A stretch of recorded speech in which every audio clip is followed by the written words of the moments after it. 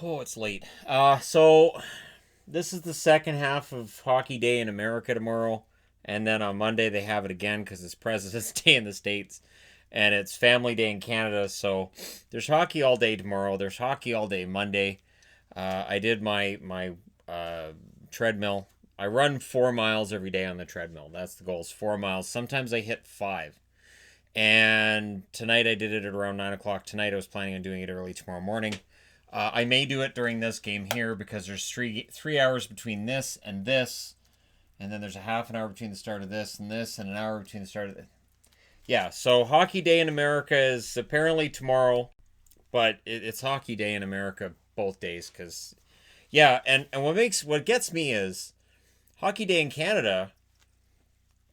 It was kind of just like a regular NHL Saturday, and now for Hockey Day in America, it's really well scheduled. And I know there's more American teams, so it's easier to do it, but it's no less aggravating because they used to be able to do it so that Hockey Day in Canada, all the games were spread out. You could watch every single game if you wanted. If you were just a casual fan, you're like, I want to watch all the Canadian teams, it's fine. But this year they had two games on at the same time and then one late one, and I was like, this isn't. Anyways. All right. So tomorrow's games, let's go ahead and start things off with Detroit and against Pittsburgh. So for the Detroit Red Wings, who have been playing out the string since about October 15th, about 2 weeks into the season, they're like, all right, pull the plug. But we just started. I said we're pulling the plug. Jeff Blashill could be seen doing crosswords during the game because season's over in like mid-October. They're 14, 42, and 4. So while I'm being facetious, reality, they've been out of it for quite a while. They're 2-8 in their last 10, and on the road they're 5-24-2. The fact that they're 31st on the power rankings by the end of the week shows that everything balances out. The universe has balance. For Pittsburgh, 35-15-6. This is a 12:30 Eastern start, so 9:30 in the morning Pacific. Pittsburgh 6-3-1. I think they're going to like the early start. I think they're going to jump on Detroit early. They're 25-4 at home. So 5 losses at home in regulation, 5 wins on the road for the entire season for Detroit. Easiest game for me to pick would have been to wear a Pittsburgh jersey, and I thought, nah. December 7th, Pittsburgh won in Detroit 5-3. They also won in Detroit on January 17th, 2-1. That was in overtime though, so that was a close game.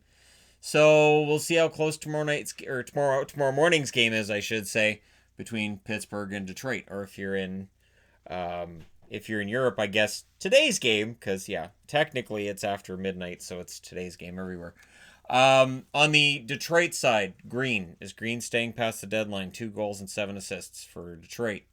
Helm, 9 goals, 6 assists. He's playing pretty well.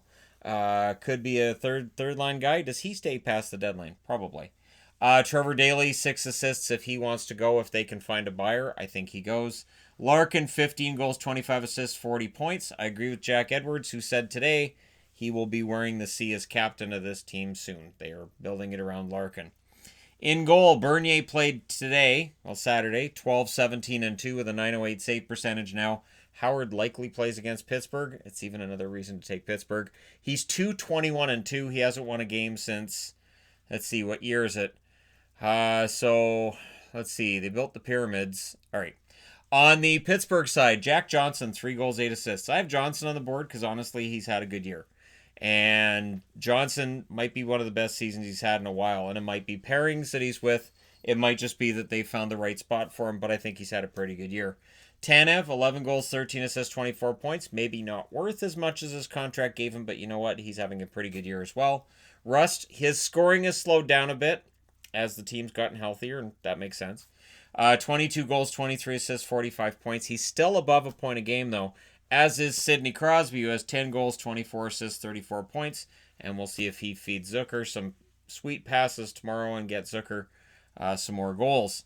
In net, I don't know who you go with. It's Detroit, probably Murray. Murray's 16-7-5 with a .902 save percentage. Jari's 19-8-1 with a .930 save percentage. So overall, their goaltending has been pretty darn solid. Next up, Boston in against the Rangers. This one starts at 3:30 Eastern, 12:30 Pacific. So for Boston, 36-11-12, they're number 1 in the NHL. I know, it's bizarre. Now, that may change soon, but they're 8-2 in their last 10, so it's not like they're not playing well. They're playing very well. They're 15-9-3 on the road. And I know people are going to say, yeah, but they lost to Detroit last Sunday. Yeah, and that was one loss out of their last 10. They've only lost 2 overall out of their last 10, so you got to take it with a grain of salt. On the Rangers side, they're 30-23-4. This is the best their record's been all year. They are 7-3 in their last 10. If Boston takes them lightly, the Rangers will take them down. They're 16-12-2 at home. They've met twice this year, and Boston's won both. October 27th, I remember this sloppy game, 7-4 win for Boston in New York. And then in Boston on November 29th, it was an overtime win for Boston, 3-2. One of those surprising, rare overtime wins for Boston, an area where they usually lose is overtime and shootouts. They don't like shootouts. Stay out of shootouts. Thankfully, there's no shootouts in the playoffs. On the scoring side for Boston, Charlie Coyle, 13 goals, 19 assists. Had an amazing game today. We'll see if he has another one tomorrow. Carlo, 4 goals, 13 assists. Jack Edwards said he thinks that Carlo is one of the top 6 shutdown defensemen in the NHL. It's an interesting conversation to have, and Brandon Carlo is an overlooked defenseman for Boston. He has become a very good shutdown defenseman. There may be a video topic in there with that. That's why I mentioned it now, and that's why I found it fascinating to listen to him talk about it, is measuring, how do you measure the shutdown defenseman? What criteria to use for shutdown defensemen? So it is a topic we can look at in the offseason. Danton Heinen, 7 goals, 15 assists, 22 points. And Brad Marchand, 23 goals, 50 assists, 73 points. He could very well hit 100 again this year. In net, Tuukka Rask will be the backup. He's 22-5-6 with a .931 save percentage. They're starting Halak. He's 14-6-6 with a .921 save percentage. On the Rangers side, Panarin is going to be mentioned in almost every preview because his run has been fantastic. 29 goals, 48 assists for 77 points. Chris Kreider, because he could get traded, he could sign an extension. I would think they'd be looking at an extension. Look how well the team's playing. 23 goals, 19 assists, 42 points. So even though the odds of making the playoffs are remote, honestly, the Rangers have been playing very well. Fox, 6 goals, 25 assists, 31 points. Very good rookie season for Adam Fox. Very overlooked with that. Hedl, 12 goals, 8 assists, 20 points. He's taken some steps forward this year. Not quite the offensive player that was expected, but he's still very young. He can still get there. Lundqvist, 10-11-3 with a .907 save percentage. Do you play him here? Play him against Boston. Do it. Georgiev, 14-11-1 with a .911 save percentage. Probably plays if Shesterkin doesn't go. Shesterkin, 6-1 with a .941 save percentage. It seems like Lundqvist is just being pushed further and further back into the background, and it's kind of sad to watch, isn't it? All right, next up, Oilers in against Carolina. This one starts at 4 o'clock Eastern, 1 o'clock Pacific. The Oilers now 31-21-6, and there's some Oiler fans who are all like, hey, we're one of the best teams in the league. Whoa, cool your brakes. Cool. Just a little bit. Pump the brakes just a little bit. Only because they're one of the best teams in the Pacific. Their overall record is good. They're 6-3-1 in their last 10, but in the overall picture, there's still a lot left for them to prove. Now, winning in Carolina, that would help. They're 16-12-2 on the road, so the road record's been very good. The Carolina Hurricanes, they are 33-21-3 overall, and they're also 6-3-1 in their last 10. So records over their last 10, both teams pretty good. At home, Carolina's an impressive 19-9-1. These teams met December 10th in Edmonton. Carolina won that game 6-3.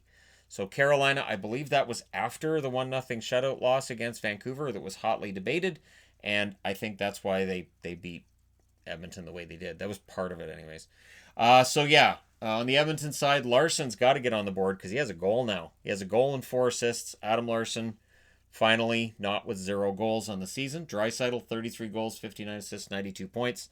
Fantastic run for him, and his plus-minus is up to a -9. His plus-minus, I believe, was like a -20 not that long ago. So his overall numbers are coming up. And while I still say McDavid's the best player in the NHL, Draisaitl's showing he is no slouch himself. Yamamoto, 17 games, 8 goals, 9 assists, 17 points. He's been fantastic. Clefbaum, 5 goals, 27 assists, 32 points. He's the anchor on the blue line nobody talks about. Clefbaum is one of their MVPs. In net, Koskinen, well, he played in Florida, 16-11-2 with a .911 save percentage, so it's probably Smith that goes here. He's 15-10-4 with a .904 save percentage. Both goaltenders playing pretty darn well lately.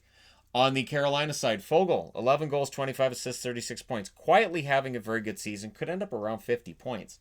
Svechnikov, 23 goals, 30 assists, 53 points. He's not quietly doing anything. Every goal that Svechnikov scores is like the greatest goal in the history of hockey until his next one. Haula, 12 goals, 9 assists, 21 points. I think him and Carolina are headed towards a divorce. We'll see what happens there. Teravainen, 12 goals, 43 assists, 55 points. Also very much an overlooked player due to how flashy Aho and Svechnikov are. Teravainen does get overlooked. Mrazek, 19, 15, and 2 with a 903 save percentage. I think you go with Reimer here, but it doesn't really matter. Mrazek's pretty good too, but Reimer, 14, 6, and 1 with a 917 save percentage. I like both. So I know that's probably not allowed, but that's the way I'm going to go with it. Next up, Anaheim in against Vancouver. So yes, I'm wearing Vancouver as we end this whole Legends, all of this. I had looked at going to this game. It starts at 5 o'clock Eastern, 2 o'clock Pacific. I had looked at the idea of going to this game. I went against buying the tickets. A, I thought the tickets were a little bit expensive. And B, I realized there were 9 games this day, and they were all during the day. And I thought that's just going to be just crazy busy day. And if I go to a hockey game in the middle of it, it's just not going to work. So Anaheim's 23, 27, and 7. Over their last 10, they're 5, 3, and 2. Not making the playoffs. On the road, they're 11, 16, and 4. That's part of the reason they're not making the playoffs. Vancouver, they're 32, 21, and 5. Famously first in their division for longer than anybody had expected, myself included. And their last 10, they're also 6, 3, and 1. So I find it funny when I see people saying, oh, Edmonton belongs ahead of Vancouver in the power rankings. No, Vancouver belongs ahead. They're both 6, 3, and 1 in their last 10. Carolina's 6, 3, and 1 in their last 10. Splitting hairs with any of them. At home, Vancouver's 19, 6, and 3. My problem with Vancouver this past week was the game against Chicago. They won it in a shutout, which in a vacuum you go, oh, that was a pretty good result. Until you look at the shots and you look at the fact Vancouver didn't even show up. Just Markstrom dragged them to that win. I could not give Vancouver the benefit of moving them up on a board when I knew that they probably shouldn't have won that game. So November 1st, these teams met in Anaheim. Anaheim won that one 2-1 in overtime. These teams will meet 2 times after tomorrow. So Anaheim will play a large role in how Vancouver does, which is troubling considering Anaheim's overall record against Vancouver over the last, since they came into the league. March 21st, these teams will meet in Anaheim. March 28th, these teams will meet again in Vancouver. So twice in about a week's time, they will meet each other right near the end of the schedule and could decide whether Vancouver makes the playoffs, whether they win the division. It's that close. On the Anaheim side, Fowler, 9 goals, 19 assists, 28 points. Solid season for Cam Fowler. Getzlaf, 12 goals, 25 assists, 37 points. I don't know how many seasons he has left. Silverberg, 17 goals, 15 assists, 32 points. Might be the best goal scorer on the team. You've also got Raquel. You've also got Henrique. You'd have a pretty good argument about any of the 3. And Manson. The one that I don't understand what's going on with Manson with a goal and 5 assists. Does he end up getting traded? Do they take his contract and switch it with another contract that another team has? Like, I don't know. Manson has just fallen off a cliff this year. I don't know what's happened with him. Gibson, 16, 22, and 4. I expect to see him with a 902 save percentage. But if it's Miller, former Canucks goalie, that'd be fun as well. Miller's 7, 5, and 3 with a 909 save percentage. On the Vancouver side, JT Miller continues to put up career numbers. 22 goals, 35 assists, 57 points. Virtanen, quietly, 16 goals, 16 assists, 32 points. We'll see if we're shotgunning tomorrow. Hughes, 8 goals, 36 assists, 44 points. I haven't talked a lot about Hughes, comparatively speaking, with a lot of other Canuck fans. It's every second word is about Hughes with Canuck fans because I think I kind of take it for granted that, yeah, this kid's really good.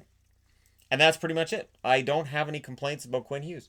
And he's the leading scorer among rookies right now, and we'll see how things work out for him for the rest of the year. I don't know that he holds off Olofsson, for instance, in Buffalo, but I think he's got an excellent claim to the Rookie of the Year. It's been an amazing year.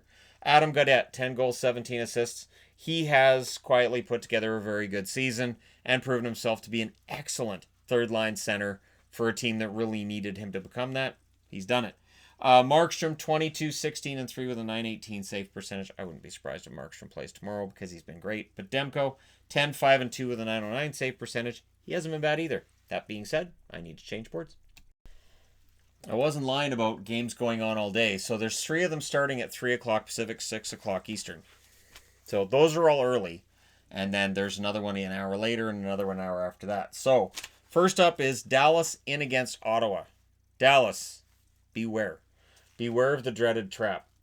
I'm thinking about putting up an Akbar magnet. Nah, I don't think they need it.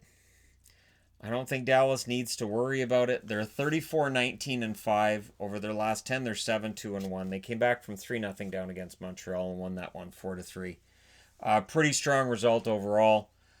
So that's 7-2-1 in their last 10. They've just been really good. On the road, they're 17-10-3. And I'm kind of concerned at how confident I am about Dallas right now. That's kind of disturbing to me because if you've watched this channel long enough, you know I've always been concerned about Dallas's offense until ever since they had Lettinen and Niemi. Channel goes back that far. When they had Lettinen and Niemi, I had no confidence in their goaltending. I knew they'd score goals, but I had absolutely no confidence in their goaltending. People were like, don't you think Dallas got a shot in this division or this playoff matchup? And I'm like, nah, it's Lettinen and Niemi. Well, Lettinen had a good game last game, which means he's gonna have a bad one this game, and then they'll go back to Niemi. They don't have that problem right now. On the Ottawa side, they're 19-28-11. It's been a bad season as expected. They're 2-5-3 in their last 10, again as expected. They're 13-11-6 at home. October 21st, these teams met in Dallas. Dallas won at 2-1. So we'll see how things go tomorrow. Corey Perry has gone without a goal for a while. He's got 4 goals, 12 assists, 16 points. Honestly, it's not working out with him in Dallas. I wouldn't be surprised if they tried to find another home for him. Like, honestly, would Anaheim take him back? No? Okay. Faxa, 10 goals, 9 assists for him. Pavelski, 12 goals, 15 assists, 27 points. He's been on and off. Sagan is getting the goals again. He's up to 14 goals now, 30 assists, 44 points. He has scored in back-to-back games. Let's see if he makes it 3 games in a row. On the Ottawa side, nope, goaltending first. Bishop, 20-12-4 with a .924 save percentage. He started tonight. I expect Hudobin tomorrow. 14-7-1 with a .928 save percentage. On the Ottawa side, Tkachuk, 17 goals, 16 assists, 33 points. Pretty darn solid season for him, considering line mates and the team being where it is.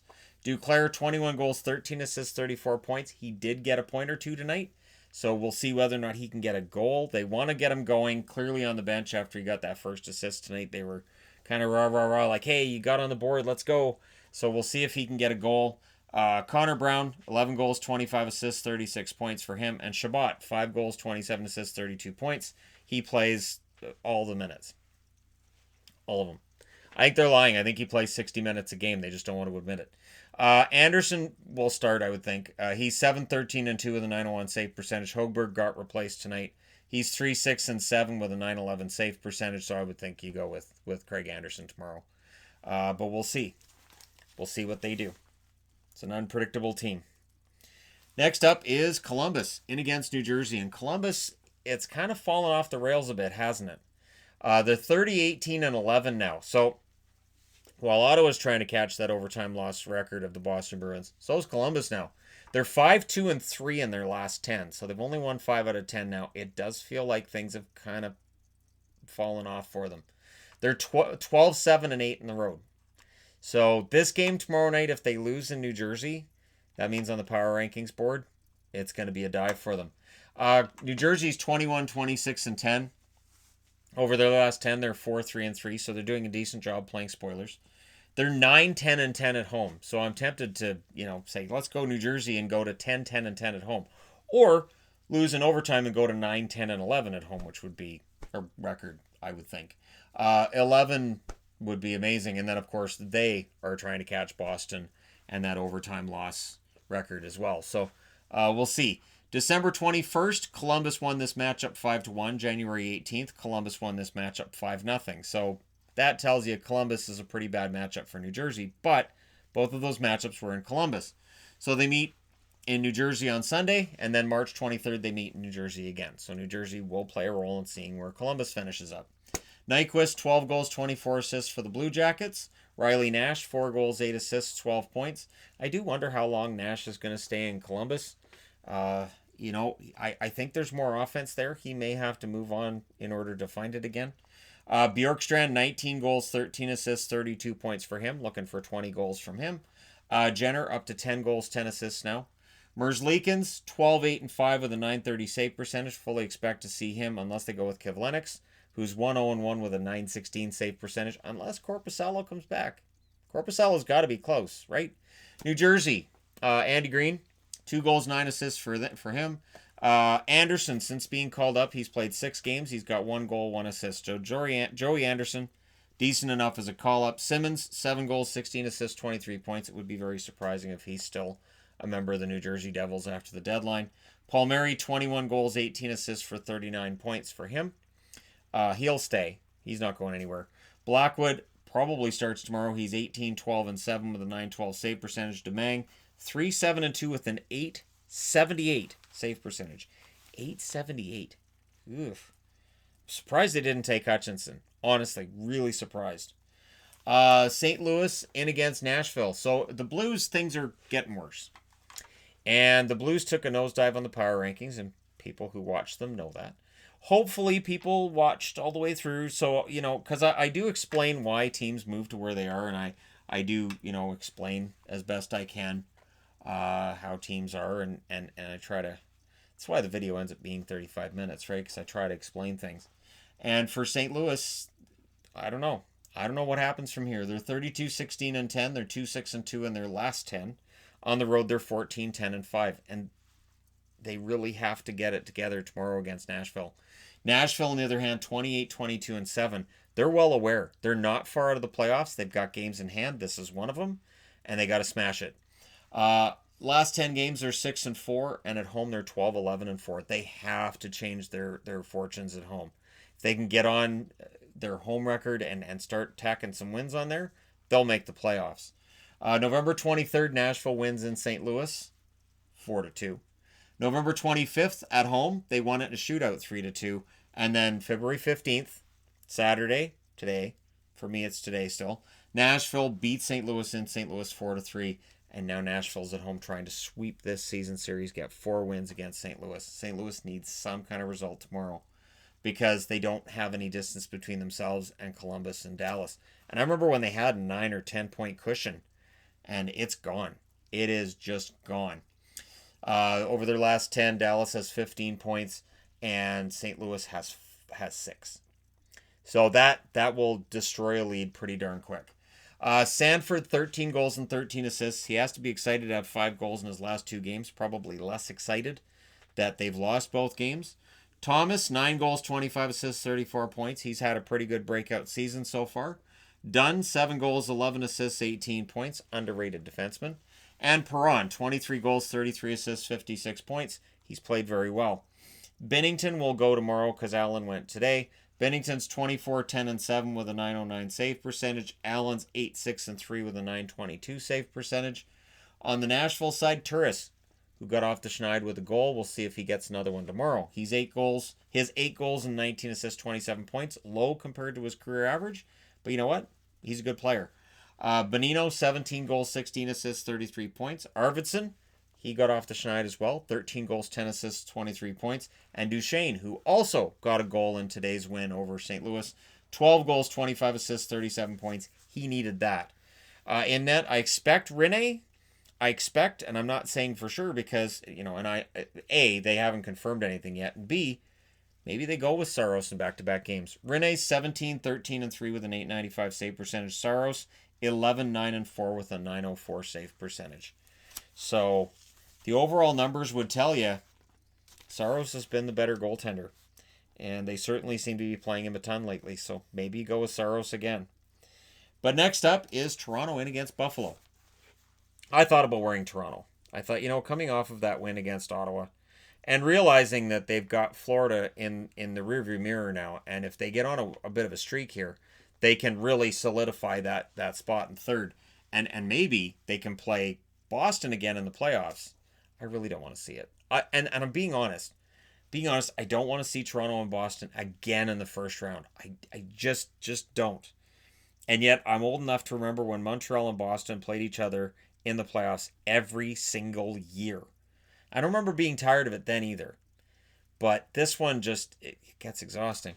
So Toronto's 31-20-8 in their last 10. They're 6-3-1. There's another team at 6-3-1 in their last 10.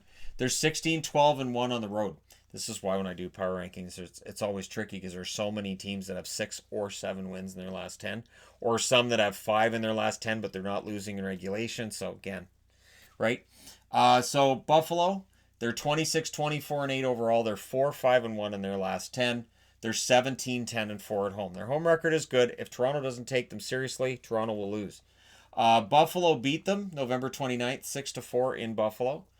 In Toronto on November 30th, Toronto wins that one in overtime 2-1. In Toronto on December 17th, Toronto wins 5-3. The home team has won all 3 games. So again, if Toronto comes in with an attitude of, oh, we're going to beat them as the Sabres, they'll lose. Now, Muzzin, 4 goals, 12 assists. There is a rumor out there with Muzzin. I'll talk about it tomorrow in News of the Day. But I'll throw it in here in a preview as well. Apparently, Muzzin's probably got a contract negotiation deal worked out with the Leafs. But you can't have too much cap space used up beyond the end of the bargaining agreement until March 1st. So March 1st, that number apparently changes. So they may not be announcing the deal until March 1st. But he's very likely already agreed on money and term with the Toronto Maple Leafs to sign an extension, which is huge. They need Jake Muzzin. He is their defensive defenseman. Marner, 15 goals, 44 assists, 59 points. Matthews, 42 goals, 29 assists for 71 points. Pretty good season for Matthews. This is what happens when you stay healthy, knock on wood. Barry, 5 goals, 28 assists on the blue line, 33 points. Not likely he signs an extension. He's a hired gun for this season. Anderson will be starting. He's 24-10-6 with a .909 save percentage. Campbell is 11-10-3 now with a .904 save percentage. And Leaf fans are finding out what I had seen in LA, which is he's a pretty good goaltender. On the Buffalo side, Eichel dragging this team to whatever wins they can get. 31 goals, 42 assists, 73 points for him. Okposo, 5 goals, 7 assists, 12 points. He was kind of prominent in their last game, so I'm throwing him up on the board. I think he's due for a goal or 2. Skinner, 11 goals, 9 assists, 20 points. He's due for about 20 goals. And he's getting chances in recent games, so he'll break through eventually. Olofsson, 18 goals, 19 assists, 37 points. Look for that energy from coming back from injury to continue, at least through the first couple of weeks back. He's only got the 1 game back. Look for at least a goal, I would think, tomorrow. Ullmark, 16-14-3, .914 save percentage. I haven't heard when he's coming back. When he comes back, he'll get a lion's share of games. Till then, Hutton's 10-9-4 with a .896 save percentage. His numbers are getting better. So Hutton, again, if they see Hutton and if they go, we got this, this is easy, Toronto will lose. I don't think Toronto does that, but we'll see what happens. That being said, I need to change boards one more time. This is the weirdest road trip I've ever seen. So the last game of the night starts at 5:30 Pacific, 8:30 Eastern. I'm figuring this will be hometown hockey in Canada. It's Chicago and Winnipeg. A week ago, Chicago went into Winnipeg.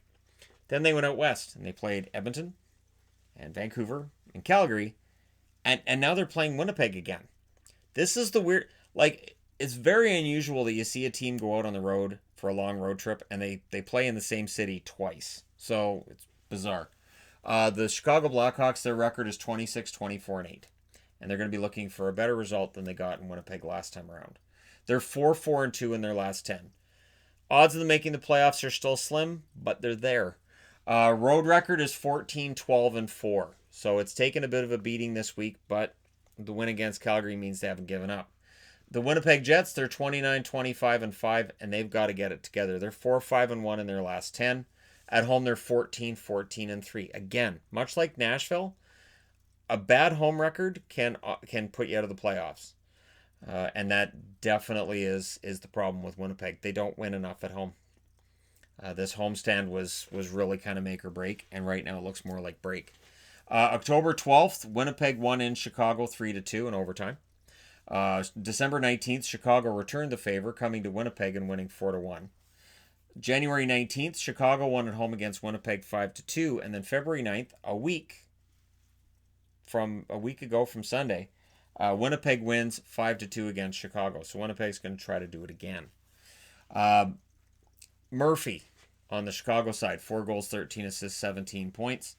Connor Murphy's kind of, again, I like to put guys on this board that are underrated at times, and I think Murphy's one of those guys. DeBrincat, 14 goals, 23 assists, 37 points. I keep waiting for him to go on a hot streak, and he doesn't do it. He got a goal tonight. Let's see if he can make it a goal in 2 straight games. Taves, 16 goals, 33 assists, 49 points for him.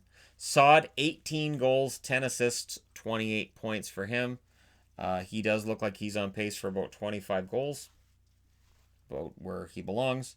Leonard played tonight. He's 16, 9, and 5 with a 921 save percentage, so it'll probably be Crawford. Crawford's 10, 15, and 3 with a 911 save percentage. On the Winnipeg side, Pionk continues to put up points. 6 goals, 32 assists, 38 points. Wheeler, who has had a good bounce back from a slow start, 18 goals, 33 assists, 51 points. Laine, 24 goals, 29 assists, 53 points for Laine, who has had his ups and downs. They need more out of him, but they need more out of a lot of guys right now. Scheifele is one that really stands out over recent weeks. And Ehlers to some extent as well. They need more out of these guys. Morrissey, 4 goals, 23 assists, 27 points. He's had a good year. I think Pionk's been their best defenseman, but I think Morrissey's been excellent as well. Hellebuck likely starts tomorrow because he starts a lot. He's 24, 18, and 5 with a 919 save percentage. Bressois 5 and 7 in limited action, 888 save percentage. So for Chicago, they're 6 points out. They need this one. They need all of them. And for Winnipeg, who are currently, 3 points out? Yeah, they need this too. We'll see what Winnipeg does. It's one of those games in hand against the Arizona Coyotes. And if you don't win it, then Arizona doesn't have to worry about how many games you have in hand. I think they're more concerned about Nashville than Winnipeg, but again, Winnipeg has to be worried about Nashville as well. Let me know your winners in the comment section below. Don't forget to hit like and subscribe if you're browsing your way through. You just happened upon this video, and I've got to be watching hockey again in roughly 8 hours. It's a long weekend. This weekend is brutal, and then Monday's brutal as well. So that's just part of the job. So that's all right. It's fine. There are worse things that I could be doing than this. Far, far worse. So thank you guys so much for supporting me in my endeavor, and thanks again for everything. Don't forget to hit like and subscribe if you're browsing your way through. You just happened upon this video. Thank you guys so much for watching. I will talk to you again soon.